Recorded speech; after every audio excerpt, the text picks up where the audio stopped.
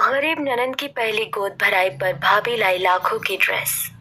अरे सुनीता, तुम्हारी ये साड़ी तो बहुत एक्सपेंसिव लग रही है। ब्लाउज भी काफी डिजाइनर है। आखिर कहाँ से मंगाती हो तुम ये एक्सपेंसिव डिजाइनर ड्रेस? मेरे हस्बैंड है ना, उनके कांटेक्ट में बहुत सारे फैशन डिजाइनर है जिनका आना जाना मेरे घर पर लगा रहता है, तो मेरा डिजाइनर कपड़े पहनना तो लाजमी है।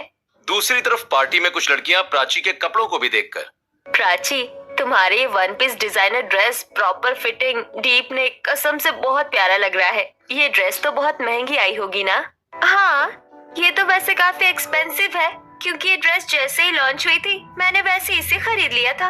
अच्छा यार, तुम्हारी लाइफ तो अच्छी है, तुम्हें डिजाइनर कपड़े पहनने को मिलते हैं। एक हम है जो सस्ते से मॉल में जाकर अपने लिए कपड़े खरीदते हैं। अब पार्टी से सारा परिवार घर आता है। Good night mummy, sweet dream. Good night बेटा, टाइम से सो जाना, फिर कल तुम्हें कॉलेज भी है। अब अगले दिन प्राची एक खूबसूरत stylish body fitting one piece dress पहनकर कॉलेज जाती है, जहाँ उसे कुछ लड़के छेड़ने लगते हैं। अरे प्राची, तुम्हारी ब्यूटी के साथ साथ तुम्हारी ड्रेसिंग सेंस भी काफी सेक्सी है। तुम कहो तो आज मैं तुम्हें कॉफी पर ले चलूं? नहीं प्राची, तुम सिर्फ मेरे साथ अच्छी लगोगी। देखो मैं कितना लंबा चौड़ा हट्टा कट्टा गबरू जवान हूँ। मेरी बुलेट देखो, ये तो और भी ज्यादा सेक्सी है। तुम इस पर बैठोगी तो खूबसूरत लगोगी। तब आस पास की लड़कियां ये सब सुनकर हंस रही होती हैं और प्राची को ये सब बिल्कुल पसंद नहीं आता और वो गुस्से में आकर शेखर के गाल पर खींचकर तमाचा लगा देती है। तुम्हारी हिम्मत कैसे हुई मुझे ये चीप लाइन मारने की? आखिर तुम दोनों अपने आप को समझते क्या हो? अब वो लड़के गुस्से से गंदे इरादों के साथ प्राची की तरफ बढ़ने लगते हैं कि तभी वहां पर एक मिडिल क्लास फैमिली लड़का आता है जो अकेले ही प्राची के लिए उन सबसे भिड़ जाता है। हे प्राची, तुम ठीक तो हो ना? तुम जाओ यहाँ से, मैं देख लूंगा इन लड़कों को। अब प्राची शिवम के कहने पर वहाँ से चली जाती है। कुछ देर के बाद शिवम क्लास में आता है जहाँ प्राची भी बैठी होती है। अरे, इस लड़के की क्लास भी यही है। चलो अच्छा है, मुझे इसे थैंक यू भी बोलना था। अब शिवम जैसे ही क्लास में बैठता है, टीचर बच्चों से असाइनमेंट कलेक्ट करने लगती हैं। सभी बच्चे अपना असाइनमेंट दे रहे होते हैं तो वहीं प्राची डरी हुई होती है। तभी शिवम अपना असाइनमेंट प्राची की तरफ बढ़ाते हुए, हे घबराओ मत, ये लो असाइनमेंट, मैम आए तो उन्हें दिखा देना। फिर तुम क्या करोगे? मैम तुम्हें क्लास से बाहर कर देंगी। नहीं नहीं, तुम अपना ये असाइनमेंट अपने पास ही रखो। प्राची, मैं कोचिंग टीचर हूँ और मेरे पास ऐसे कई असाइनमेंट हैं, तुम इसे अपने पास ही रखो। अब टीचर आकर प्राची और शिवम से उनका असाइनमेंट लेती हैं। अब कुछ देर के बाद क्लास ओवर हो जाती है, जिसके बाद प्राची अपने दोस्तों के साथ बाहर ग्राउंड में आती है जहाँ शिवम अकेले बैठा होता है। निधि रुको, मैं उसे थैंक यू बोलकर आऊँ। आज उसने मेरी बहुत मदद की है।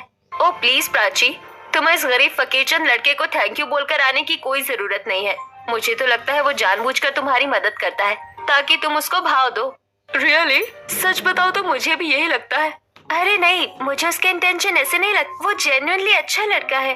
अब इतना कहकर प्राची शिवम के पास जाती है। हेलो, थैंक यू इस वक्त मेरी मदद करने के लिए और उस असाइनमेंट के लिए भी। Thank you so much. वैसे नाम क्या है तुम्हारा? जी, मेरा नाम शिवम है और आपको थैंक यू कहने की कोई जरूरत नहीं है। अगर आपकी जगह कोई और लड़की भी इस तरीके से परेशान हो रही होती ना, तो मैं उसकी भी मदद करता। इतना कह के शिवम वहां से चला जाता है। वहीं प्राची को शिवम का ये बिहेवियर काफी पसंद आता है। इसी तरह कुछ हफ्ते गुजरते हैं और अब धीरे धीरे प्राची की दोस्ती शिवम के साथ काफी अच्छी हो जाती है। दूसरी तरफ प्राची के परिवार वाले प्राची के बड़े भाई राजीव की शादी का फैसला करते हैं। महेश जी, मैं सोच रही हूँ हमें अपने बड़े बेटे राजीव की शादी कर देनी चाहिए। एक सुंदर सी बहू आ जाए, फिर उसके कुछ महीनों बाद हम अपनी इकलौती बेटी प्राची की भी शादी कर देंगे। हाँ भाई, ये तो बहुत ही अच्छा फैसला किया है तुमने। बेटा राजीव, तुम बताओ, तुम शादी के लिए तैयार हो ना? हाँ पापा, अगर आप लोग रेडी हैं तो फिर मैं भी रेडी हूँ। अब अगले ही दिन सुनीता अपने घर में पंडित जी को बुलाती है। अब पंडित सुंदर सी लड़की का रिश्ता दिखाते हैं। लड़की तो बहुत खूबसूरत दिखाई है पंडित जी आपने। मम्मी, मुझे भी तो दिखाओ, आखिर मेरी इकलौती भाभी कैसी दिख रही है? अब प्राची तस्वीर देखकर, अरे हाँ, भाभी तो सच में बहुत खूबसूरत है और इनके डिजाइनर कपड़े देखकर लगता है कि इन्हें भी डिजाइनर कपड़े पहनने का बहुत शौक है। अब तो भैया की शादी इन्हीं से होगी। अब सभी को लड़की पसंद आ जाती है, जिसके बाद सभी लोग अगले ही दिन लड़की को देखने उसके घर पहुंचते हैं। आइए आइए, बैठिए। अब सभी लोग आकर सोफे पर बैठते हैं। आप लोगों से मिलकर बहुत अच्छा लगा। वैसे आपकी लड़की कहाँ है? जरा उसे भी बुला लीजिए, हम भी देख ले अपनी होने वाली बहू को। हाँ जी बिल्कुल, मैं अभी बुलाती हूँ। मनीषा बेटा, जरा बाहर आओ, सब तुम्हारा इंतजार कर रहे हैं। अब मनीषा स्टाइलिश साड़ी में लड़के वालों के पास आती है। ओह माय गॉड भाभी, भाभी आप कितनी प्रिटी लग रही हैं। और भाभी आपकी ये ड्रेस भी बहुत अच्छी है। Thank you. देखिए, आपकी बेटी मनीषा तो बहुत खूबसूरत है। हमें ये रिश्ता पसंद है। अब आप बस अच्छा सा मुहूर्त निकलवा लीजिए। जी बिल्कुल। अब इसी तरह कुछ हफ्ते गुजरते हैं, जिसके बाद पूरी विधि विधान के साथ मनीषा शादी करके अपने ससुराल आ जाती है। आओ बहू रानी, इस कलश को गिराकर घर के अंदर प्रवेश करो। अब मनीषा कलश गिराकर घर के अंदर प्रवेश करती है। चलिए भाभी, मैं आपको आपके कमरे में छोड़ देती हूँ, आप आराम कर लीजिए। अब प्राची अपनी भाभी को उनके कमरे में छोड़ती है। अब अगले दिन सुबह उठकर मनीषा रसोई में अपने ससुराल वालों के लिए खाना बनाती है। मेरे ससुराल वाले कितने अच्छे हैं, और मेरी ननद वो तो और भी स्वीट है।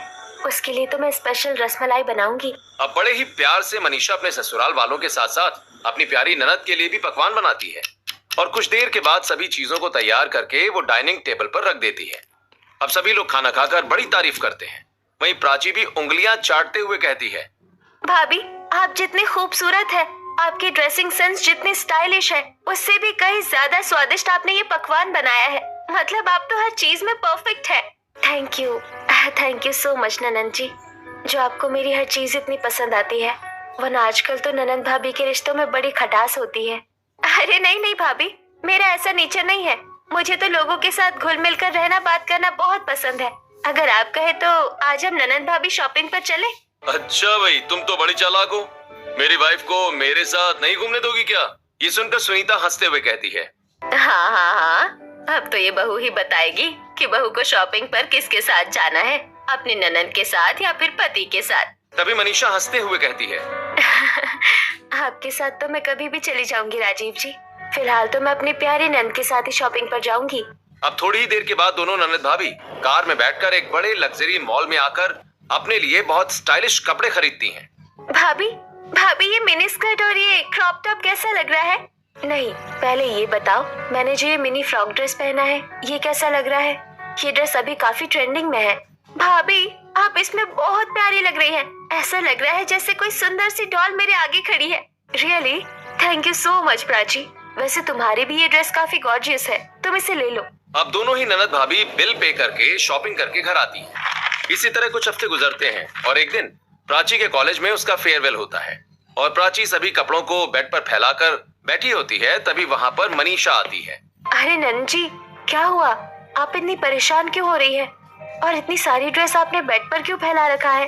ओह गॉड भाभी, अच्छा हुआ आप आ गई। आपको पता है आज कॉलेज में मेरा फेयरवेल है। सब लोग रेडी हो चुके हैं, लेकिन मुझे तो समझ नहीं आ रहा है कि मैं क्या पहनूं। अरे बस इतनी सी बात, रुको, मेरे पास एक बहुत बड़े फैशन डिजाइनर का नंबर है, मैं उन्हें बुलाती हूँ।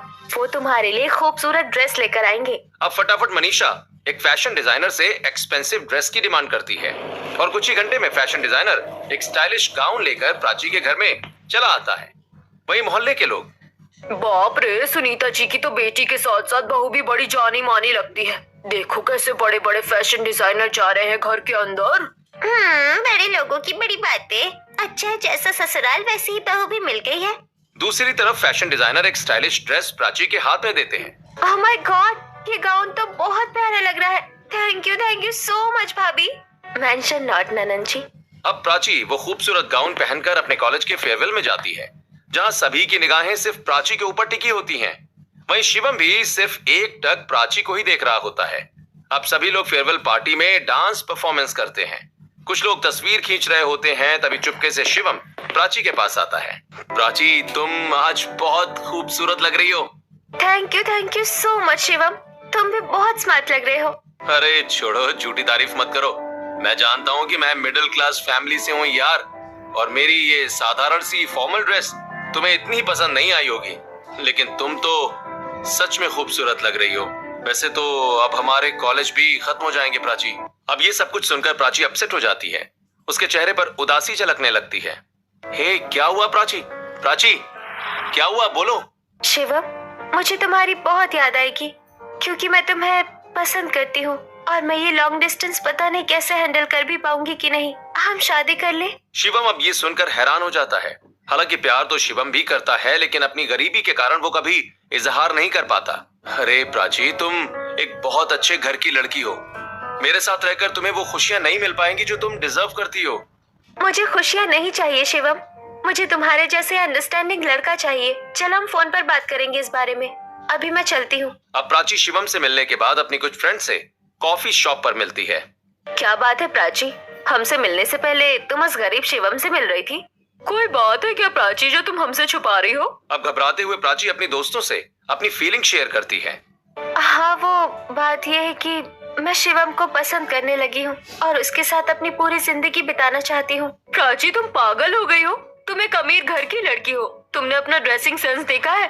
अरे तुम उसके साथ खुश नहीं रह पाओगी, वो तुम्हें कभी खुशी नहीं दे पाएगा। प्राची, वैसे राधिका ठीक कह रही है, तुम ये गलत डिसीजन ले रही हो।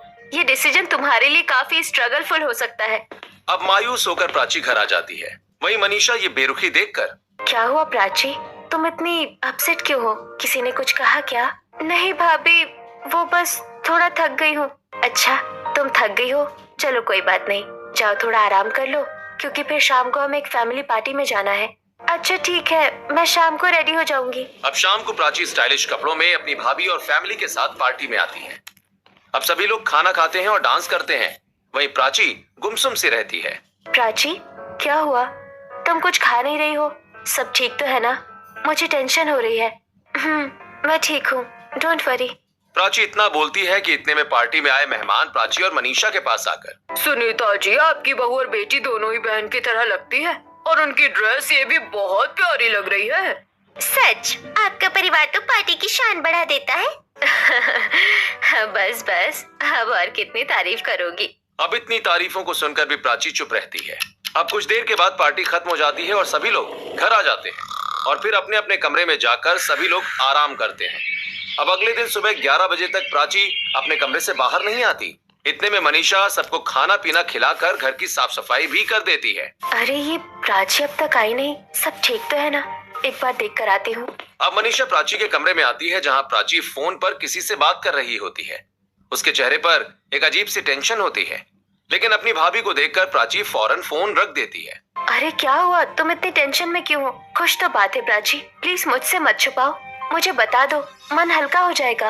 अब प्राची हिम्मत करके अपने दिल की बात अपनी भाभी से कहती है। भाभी, वो मैं कॉलेज में एक लड़के को पसंद करती हूँ, लेकिन वो लड़का बहुत गरीब है। ये क्या कह रही हो प्राची तुम?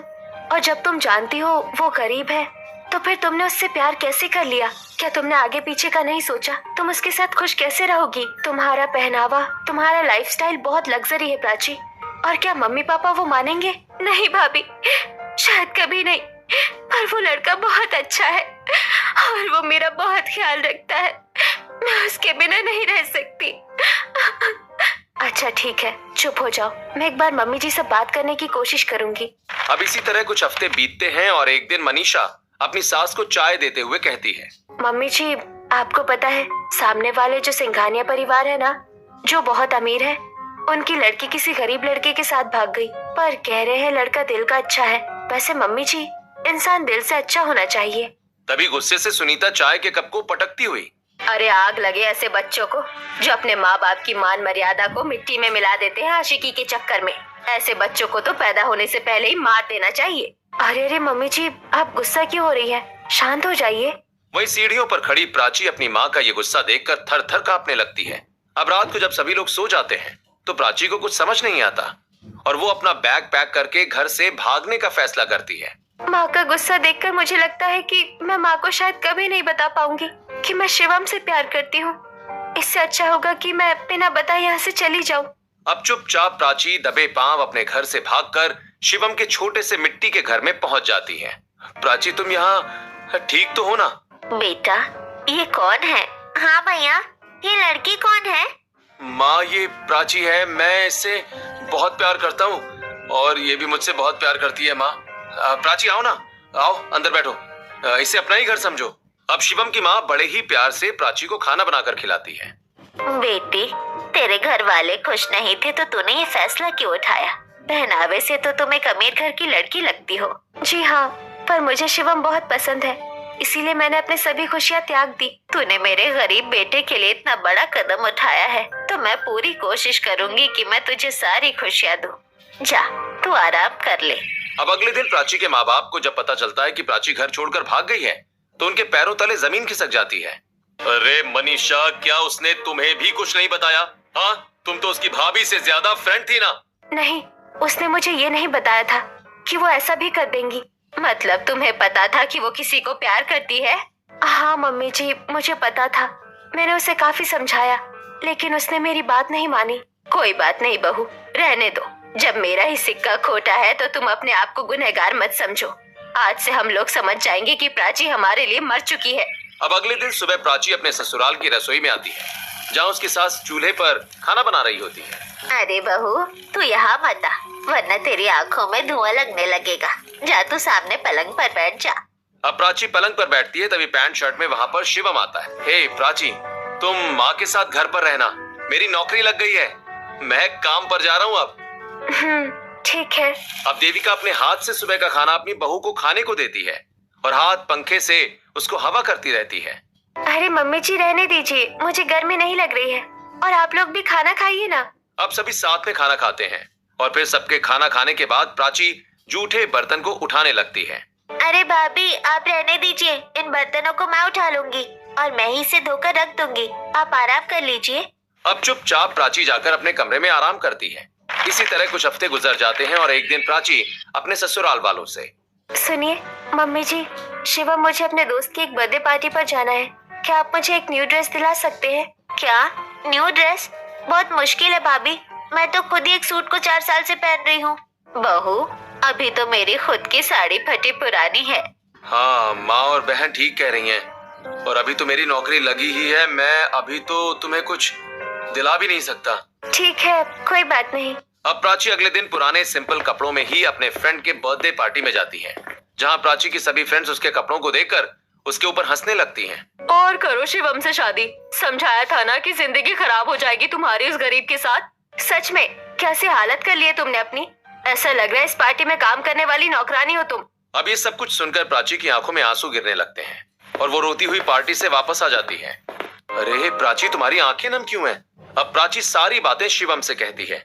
मुझे माफ कर दो प्राची, आज मेरी वजह से तुम्हारी इंसल्ट हो गई। मेरी एक बार सैलरी आने दो, मैं सबसे पहले तुम्हें एक सुंदर सी साड़ी दिलवाऊंगा। अब जब शिवम की सबसे पहली सैलरी आती है तो शिवम प्राची को लेकर एक छोटी सी साड़ी की दुकान में आता है।